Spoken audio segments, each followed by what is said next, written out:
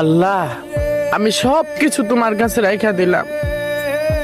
তুমি তো জানো ভাই বেরাধারণ বলে শুনো রে কাহালিয়া।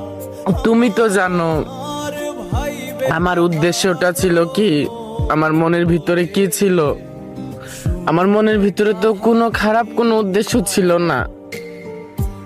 আমার এখানে এরকম সব দিক দিয়ে নৈরাশ করলা। আমি হাজার পাপিষ্ট হয়ে আমি তো তোমার বান্দা ছিলাম। তুমি তো চাইলে পারতা আমার একটু সুখ দিতে। আমি তো আর কিছুই চাই নাই।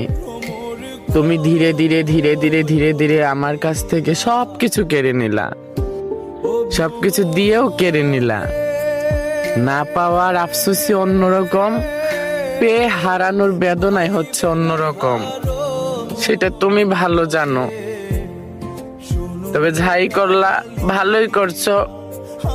জীবন যতদিন চলে চলুক, তবে কখনো কিছু মানুষকে কখনো আমি ক্ষমা করব না। শুনো রে কাহালিয়া। তাদের ক্ষমা করলে নিভা ছিল আমার নিজের সাথে নিজের অবিচার হবে।